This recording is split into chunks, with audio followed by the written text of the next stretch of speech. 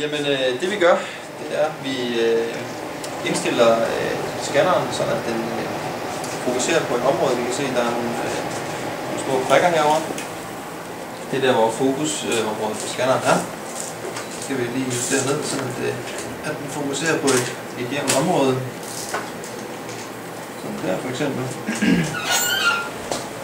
Hver prik de kommer fra et kamera heroppe på scanneren, hvor midterdelen her den sender en lys ud med forskellige mønstre på, som de her kameraer så kan genkende.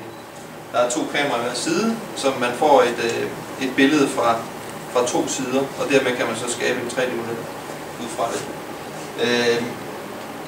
Computeren er så i stand til at genkende det her mønster, og ved at lyset kommer fra en vinkel, men kameraerne opfatter det fra 2 andre vinkler, så kan man få en sammenligning af de 2 billeder, og dermed kan man få en 3D-model ud af det. Det er meget ret kompliceret, men det er det i virkeligheden ikke. Det er virkelig nemt med at gøre, når det kommer et stykke.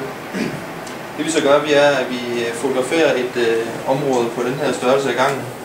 Det er det, man kalder det store scanfelt på den scanner her. Scanneren er også i stand til at tage nogle mindre felter på denne her størrelse, hvis det skal være meget præcist. Det er ikke nødvendigt i den her sag.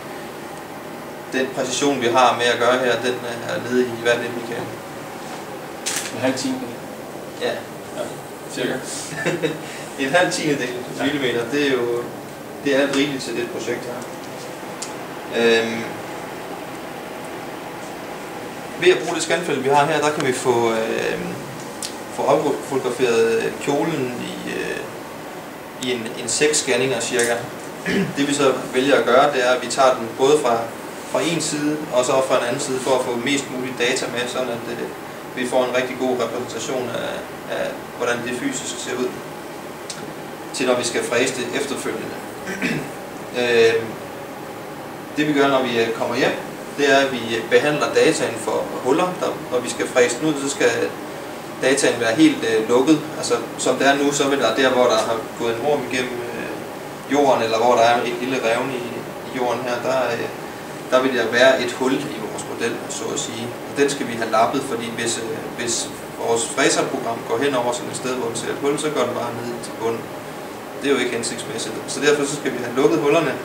Og også der, hvor der for eksempel er ormehuller eller revner, der vil den jo lave en lille top, når vi fræser en modsat model. Og det er vi heller ikke interesseret i at få alt for mange toppe på osv. derhenad. Nu er der så lys på projekteren. Det er svært at se, fordi der er lys i rummet. Normalt så skal der helst være så mørkt som muligt, fordi maskinen fungerer ved kontrast.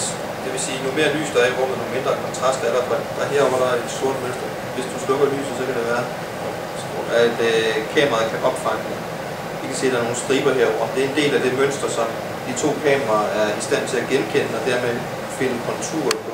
Så hvis vi prøver at køre sådan en scanning, så kører den nogle forskellige filtre igennem, som har forskellige mønstre, og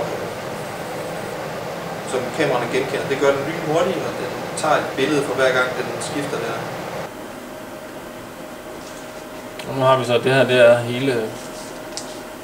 hele scanningen gjort færdig og sat sammen med alle de scanninger, der er lavet af.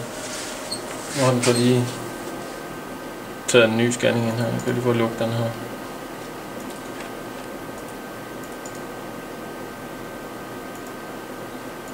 Den ligger der. Det er den scanning, vi lige tog. Jeg kan så se lidt af kjolen her. Hvis vi lukker for den. Og så tager hele den her frem. Og se, at kassen går herude, og her ligger kjolen. Og så er vi så i stand til at flytte det rundt. Der ligger knæet her. Og så har vi så nok til at kunne fræse den.